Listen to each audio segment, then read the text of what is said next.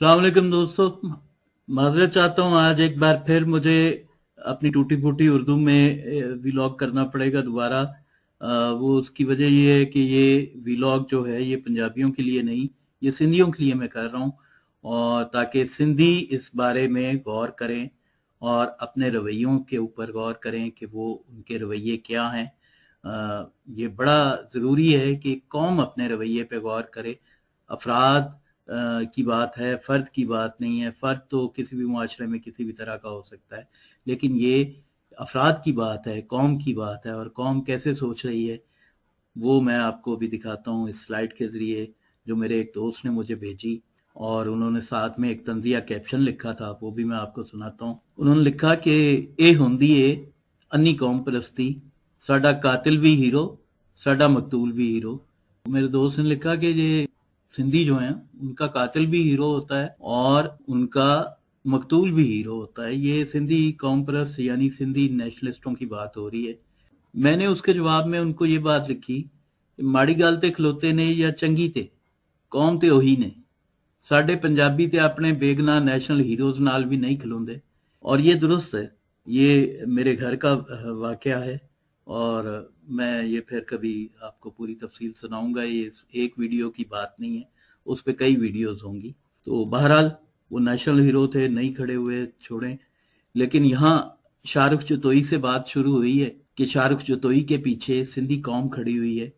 तो पहले तो ज़रा थोड़ा फ्लैशबैक में जाके देख लीजिए कुछ वीडियोस, कुछ स्लाइड्स, कि जिससे आपको बात समझ आ जाए जो मेरे दोस्त ने की है, और आप उसको परख सकें कि उन्होंने किस हद तक दुरुस्त फरमाया।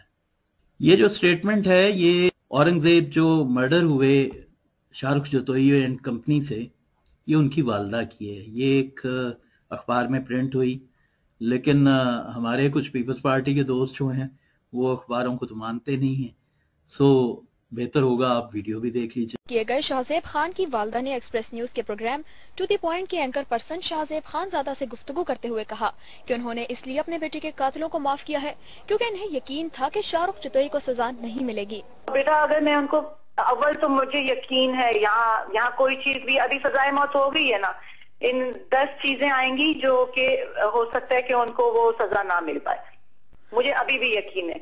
एक सवाल पर उन्होंने कहा कि वो इस केस को लड़ते लड़ते बहुत अकेले हो गए थे। आप नॉर्मल जिंदगी में उन चीजों से सबसे गुजर रहे होते हैं तो चीजें बहुत डिफरेंट होती हैं, स्पेशली हमारे लिए। हम जो जिस तरह वक्त गुजर रहे हैं और जिस तरह हम अकेले होते जा रहे हैं। शाहजेब खानजादा ने जब दियत की रकम के बारे में सवाल किया तो शाहजेब की वालदा का कहना था कि उन्होंने कोई पैसा नहीं लिया। कोई पैसे की बात कर रहा है, कोई सिकंदर जतोई साहब की बात कर रहा है, कोई अप्रोच करने की बात कर रहा है। अगर आप आवाम को बताना चाहें मामला क्या है? आप सही कह रहे हैं, लेकिन यही यकीन करें इन्हीं पेजेस पे ही लिखा जा रहा था कि ये दिखावा है, इनको सजा नहीं होगी, और ये ऐसी बहुत सारे पॉइंट्स थे जो हमारे माइंड में थे। और रही पैसे की बात, तो बेटा जब तक ये पैसे की ऑफर करते रहे हमारी तरफ से इनकार होता रहा। एक सवाल पर उन्होंने कहा कि अगर शाहरुख जतोई को फांसी भी लगवा देती तो क्या मुझे सुकून मिल जाता? लोगों को मतलब सुकून, आप समझते हैं हमारी जिंदगी से रुखसत हो गया, हम तो शायद कभी जिंदगी में नॉर्मल नहीं होंगे।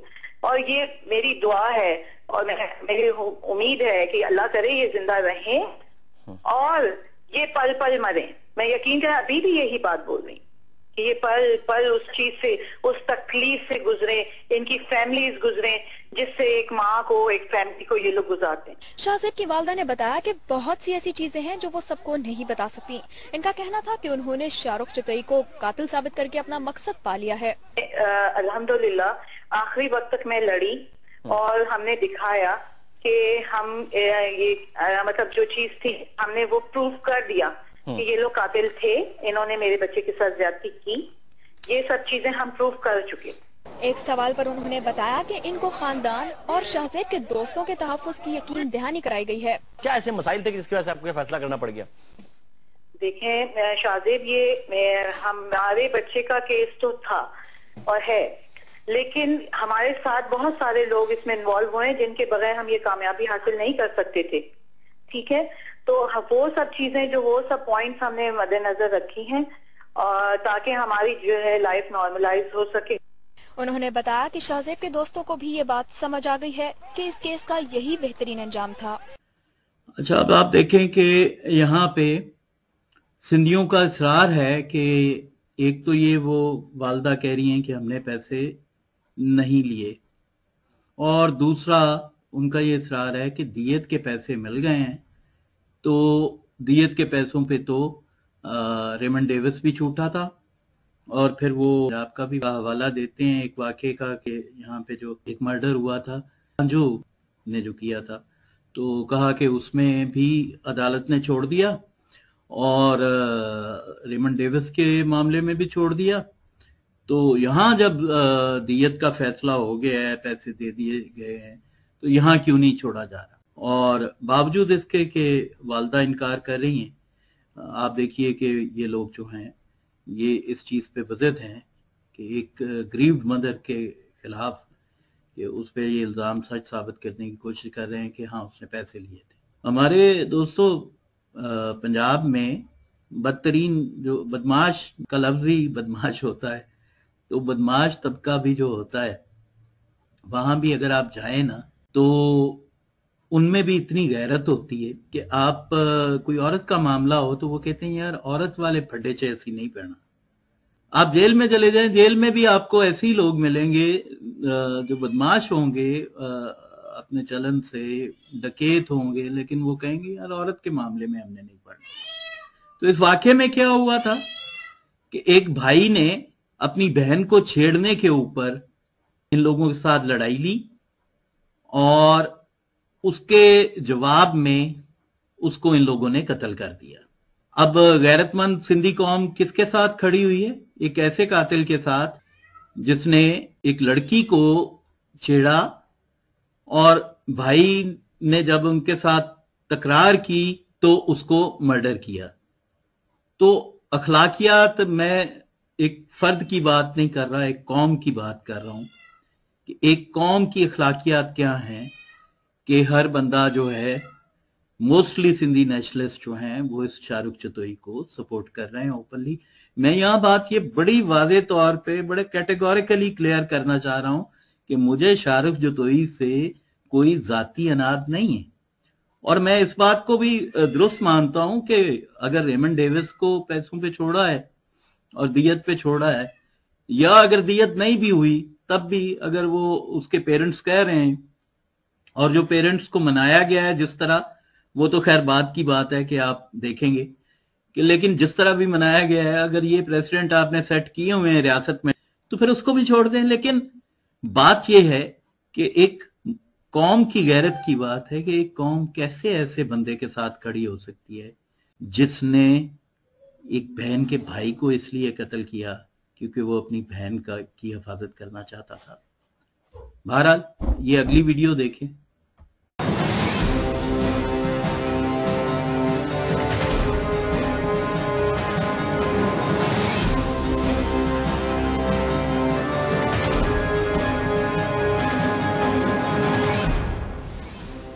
शाहजेब कत्ल केस का मरकजी मुलजिम 5 साल बाद आजाद हो गया। सब जेल करार दी गई जिन अस्पताल से मुलजिम बाहर आए तो कपड़े से मुंह छुपा रखा था।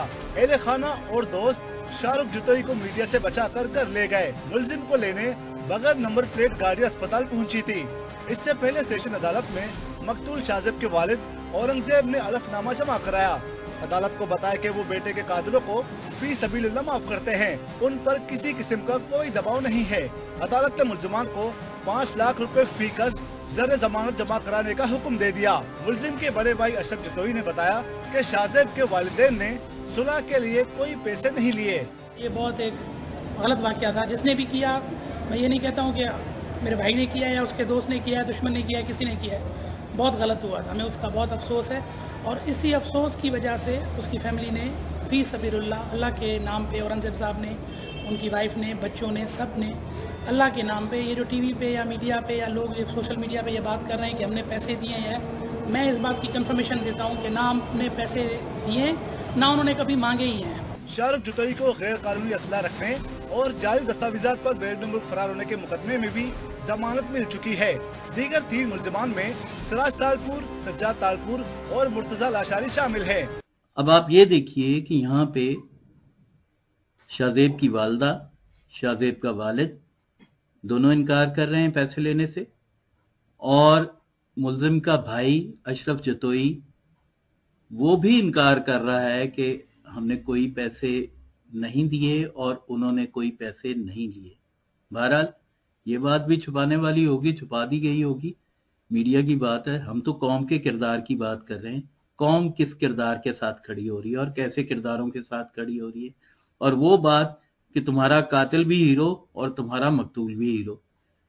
तो बहरहाल आगे स्लाइड्स देखिए। ये जो स्लाइड है इस पे वाज़े तौर पे बयान किया गया है औरंगजेब खान जो हैं वो रोने पे यकीन नहीं रखते थे, वो लड़ने पे यकीन रखते थे। इन ताकतवरों के सामने इनकी ताकत इतनी थी कि एक डीएसपी पुलिस अपने बेटे के लिए लड़ नहीं पाया इन लोगों से। और ये वो स्लाइड है जिसमें आप वाज़े तौर पे देख सकते हैं कि लिखा हुआ है कि father of murdered Shahzeb Khan dies in New Zealand. ये उन्हीं दिनों की खबरें थीं कि उनको धमकियां थीं, थ्रेट्स से वो न्यूजीलैंड चले गए थे और वहीं उनकी मौत वाक़ हो गई। अच्छा, ये दोस्तों अगली स्लाइड है, आप देखिए। ये बहुत मशहूर वाक़या है। कत्ल किए गए इरशाद रांझानी 4 मुकदमात में मुलव्वस निकला। ये इरशाद रांझानी जो हैं ये GSN के ओहदेदार थे। इनके ऊपर इल्ज़ाम था कि इन्होंने डकैती की, पैसे लूटने की कोशिश की और इसके जवाब में एक पश्तून ने इनको, दुकानदार जो था उसने गोली मारकर हलाक कर दिया। सिंधियों का ये मानना था कि वो डकैत नहीं था, दुकानदार की ज्यादती थी और दुकानदार का और मौका पर मौजूद लोगों का ये मानना था कि ये डकैत था। अच्छा, सिंधियों का ये कहना है कि जी जो कातिल था उसने एम्बुलेंस में घुसकर उसको गोली मारी है और वो ये इसको एक दलील बनाते हैं, एक तावील बनाते हैं कि जी अगर वो डाकू था तो उसको एम्बुलेंस में घुसकर गोली क्यों। तो सवाल तो ये है कि वो एम्बुलेंस आई क्यों थी। जाहिर सी बात है कि वो पहले से जख्मी हो चुका हुआ था तो ही एम्बुलेंस आई ना भाई, अदरवाइज तो एम्बुलेंस बुलाने की जरूरत ही नहीं थी। तो एम्बुलेंस आई। हाँ, ये जरूर है कि उसने उस वक्त तक उसको ये नहीं पता था कि ये GSN का ओहदेदार है और इसके ऊपर इतना रिएक्शन हो सकता है, तो ज्यादा इमोशनल हो गया हो, हीरो बन गया हो कि मैंने एक डाकू मार दिया है। तो बहरहाल उसे क्या पता था कि GSN का मेंबर है और ओहदेदार है। साइड में ये बता रहे हैं कि जी शाहरुख को वारिसों ने माफ किया लेकिन कोर्ट ने अलाउ नहीं किया, इसलिए लोगों की हमदर्दियां हैं उनके साथ। अब आप देखिए कि लोगों की हमदर्दियां, लोगों को शर्म नहीं आती। लोगों की हमदर्दियां इसके साथ हैं, एक कातिल के साथ, लेकिन वो मकतूल जो दिफा कर रहा था, तो गैरतमंद लोगों की हमदर्दियां तो उसके साथ पहले होनी चाहिए थी। तो उसके हक में तो हमने सिंधियों को निकलते हुए नहीं देखा। हाँ, कराची के लोग निकले, सिविल सोसाइटी निकली, लेकिन मैंने किसी सिंधी नेशनलिस्ट को उसके लिए नहीं निकलते देखा। और उसके बाद वो लिखते हैं कि नाजिम जोखियों को वडेरों ने मारा, सिंधियों ने वडेरों की मुखालफत की। अब आप देखिए कि नाजिम जोखियो जो है वो भी सिंधी है और मारने वाला भी सिंधी है। तो यहां तो सिंधियों ने जाहिर है आना ही था, लेकिन सिंधी अपना जर्नल बिहेवियर दिखाए ना। ये जो दुनिया में अपने आप को बहुत मजलूम पेंट करते हैं, कभी UN के सामने इनके नेशनलिस्ट इकट्ठे हो जाते हैं, कभी किसी जगह इंग्लैंड में मुजाहरे कर रहे होते हैं, तो ये बताएं, अपनी ह्यूमैनिटी का असल चेहरा बताएं कि ये अपने लिए तो इकट्ठे होते हैं, इंसानियत वाली कोई बात नहीं है। ये तो हिटलर का जो ब्लू आइड नेशनलिज्म था, ये वो वाला नेशनलिज्म कर रहे हैं। इनको इंसानों से तो कोई लगाव नहीं है। अगर इंसानों से होता तो सबसे पहले शाहरुख जतोई के खिलाफ खड़े होते। अगर इनको अपनी कौम की भी फिक्र होती तो ये समझते कि ऐसे शख्स का दिफा हम नहीं करेंगे। मैं फिर कह रहा हूं कि शाहरुख जतोई को भले कोर्ट माफ कर दे, हमें उससे कोई, मैं नहीं चाहता कि उसको सजाए मौत हो या वो फांसी पे लटका हुआ नजर आए, लेकिन एक कौम के रवैये की बात है। उसके बाद ये एजाज अहमद साहब हैं, सॉरी मैं इनका नाम पहले नहीं बयान कर सका, लिखा हुआ है बहरहाल आपके सामने। उसके बाद वो वही दलील दे रहे हैं कि then why did he shot him inside the ambulance though being in police custody, you should read the police report as well. अच्छा, पुलिस रिपोर्ट तो जिस तरह की आप बनाते हैं वो तो मैं दो भील केस की भी रिपोर्ट पढ़ चुका हूँ, और जिस तरह के आपके इन्वेस्टिगेशन ऑफिसर्स हैं माशाल्लाह से, और जिस तरह से आपने इंटीरियर सिंध से लेके हैदराबाद तक कंट्रोल कर रखा है अदालतों को, उसकी तो दुनिया में नजीर नहीं मिलती भाई। मतलब लोअर जुडिशरी से आप सिंध में, तो अगर आप सिंधी नहीं हैं तो आप इंसाफ भूल जाएं कि आपको इंसाफ मिलेगा। अगर आप गैर सिंधी हैं और काबू आ गए वर्सेस सिंधी, तो फिर तो आपकी बख्शिश नहीं है, और वो कराची से पहले आपको रिलीफ नहीं मिलेगा। हत्ता कि हैदराबाद हाई कोर्ट तक इन्फ्लुएंस होती है, वहां तक इनका प्रेशर जो है, इनके प्रेशर ग्रुप्स काम कर रहे होते हैं हैदराबाद हाई कोर्ट तक। जहां इस तरह के हालात हैं वहां आप पुलिस रिपोर्ट का हवाला तो ना ही दें तो बेहतर है, क्योंकि हम तो खुद भुगत चुके हैं और अपनी आंखों से सब कुछ देख चुके हैं। ये एक और केस, हमारा कातिल भी हीरो, हमारा मकतूल भी हीरो, ये उसी तनाजुर में एक और केस आप देख लीजिए, बड़ा मारूफ केस है। The model criminal court announced it's reserve decision on Saturday ordering the police to include the name of PPP MPAs Nawab Sardar Chandiyo and Nawab Burhan Chandiyo in the Umer Rubab family's triple murder case। ये उमर रबाब साहिबा का case बहुत मशहूर है, और एक दफ़ा तो शायद ये पुलिस कस्टडी में के बावजूद इनके मर्डर हो चुके हैं लोग, और अभी भी इनको पूरा रेंजर्स का तहफ़्फ़ुज़ दे के कोर्ट में हियरिंग के लिए लाया और ले जाया जाता है। ये वैसे मुझे नहीं समझ आती पाकिस्तान की अदालतों की, कि जहाँ इस तरह के सेंसिटिव केसेस होते हैं वहाँ पे एक ही दफ़ा पूरी जो है वो जिरा मुकम्मल क्यों नहीं कर ली जाती, क्यों बार बार उनकी जानें रिस्क में डाली जाती हैं, क्यों उनको बार बार कोर्ट में बुलाया जाता है। एक ही दफ़ा जज साहिबान सुन लें, उसके बाद दोबारा उनको ना बुलाएं। ये Nazim Jokhio died from torture at MPA's farm house, investigation officer ने कोर्ट को बताया। ये नाजिम जोखियो, ये आपस का उनका सिंधियों का, वो भी मरने वाला और मारने वाला दोनों जोखियो ट्राइब से थे। तो ये यहाँ पे थोड़ा सा आपको वो चीज़ मिल जाएगी कि वहाँ की सिविल सोसाइटी ने कोई काम किया है, लेकिन सिंधियों के अलावा सिंधी किसी को इंसान नहीं समझते, ये साबित है। और अगर गैर सिंधी वर्सेस सिंधी होगा तो फिर हमारा कातिल भी हीरो, हमारा मकतूल भी हीरो, वही बात ही दुरुस्त साबित होगी। तो ये सारी बात है। और वो जो उन्होंने रेमंड डेविस की मिसाल दी, तो बतौर पंजाबी नेशनलिस्ट मैं एक बात जानता हूँ कि हम पंजाबी रेमंड डेविस के पीछे खड़े नहीं हुए थे, हम कांजू के बेटे के पीछे खड़े नहीं हुए थे। बहुत आप लोगों ने प्रोपेगेंडा किया हुआ है हमारे खिलाफ, लेकिन हमने अखलाकियात का दामन कभी नहीं छोड़ा। हम इस तरह के कातलों की बैक नहीं करते। हाँ, जो एक चीज़ है कि यहाँ पे शिद्दत पसंदी है, मानने वाली बात है। हमें इतना ज़र्फ है कि अपनी कमियां कोताहियां मानते हैं। हमारे यहाँ शिद्दत पसंदी है, मजहबी इंतहा पसंदी है, और उसकी वजह से लोग ज़रूर बैक करते होंगे कातलों को, लेकिन इस तरह से नहीं जैसे आप लोग ओपनली कर रहे हैं, और अपने आप को सिविलाइज्ड भी कहते हैं, अपने आप को एक सिविलाइजेशन भी कहते हैं, दुनिया में ह्यूमन राइट्स का रोना भी रोते हैं, और फिर कातलों के पीछे भी खड़े होते हैं और चोरों के पीछे भी खड़े होते हैं। जो इंसिडेंट थर में हुआ वो एक चोर था जो तिबाई मौत मरा, लेकिन आपने उसको कत्ल का मुकदमा उस पर दर्ज करवाया, आपने उसे कत्ल का केस बनाया, आपने उस पर रैंसम वसूल किया सिंध गवर्नमेंट से, आपने रैंसम वसूल किया जो एक्यूज थे उनसे, जो बेगुनाह एक्यूज थे, जो नेशनल हीरो थे, जो चाइनीज की हिफाजत पे मामूर थे। दासू में 10 बंदे मरे।